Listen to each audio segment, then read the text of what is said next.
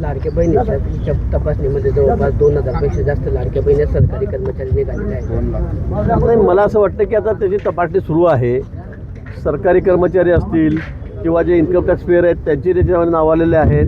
ज्यांना गरज नाही, पूर्ण पेपर नाहीत असे काही भगिनी असतील, मला वाटतं ज्यांनी चुकीच्या पद्धतीने या स्कीमचा फायदा घेतला असतील, मला वाटतं ते आता यापुढे त्यांना फायदा मिळणार नाही, त्यांना योजनेतून बाद करण्यात येईल. व कोकाटेंनी एक वादग्रस्त उत्तर केलं आहे. त्यांनी म्हटलेलं की जे पिकं कापून पडलेले त्या पिकांचे डेकांचे आम्ही पंचनामे करायचे का आता, असं म्हटलंय कृषी मंत्री कोकाटे. ते मला वाटतं आता अनेक ठिकाणी मका कापून पडलेला आहे, अनेक ठिकाणी कांदा काढून शेतामध्ये पडलेला आहे, तो सडतोय, त्याचे पंचनामे करावेच लागतील. आता ते काय बोलले, कोणत्या अँगलवरून बोलले याची मला कल्पना नाही, पण निश्चित शेतकऱ्याचं पीक जर कापून पडलेलं असेल तर त्यालाही आम्हाला त्याचा नुकसान भरपाई जी आहे मुआवजा असेल तो द्यावा लागेल. या ठिकाणी संजय राऊत असं म्हटलेलं आहे की देवेंद्र फडणवीस यांनी शरद पवार यांचं कौतुक केलंय, त्यांनी दिल्लीची परवानगी घेतली असेल म्हणून त्यांनी कौतुक केलंय. तर संजय पवारला काय, त्याला काही दुसरं काही कामं नसते ना, काही बडबड करत नसतो माणूस. म्हणून हे म्हटले की आपलं खडसे म्हटलेत की अजितदादांकडून मला ऑफर होती, परत त्यांनी पुनरुच्चार केला. जाऊ द्या खडसेंना काय, त्यांना कोणी पक्षामध्ये घेत नाही, ते इकडे तिकडे पळत फिरतात.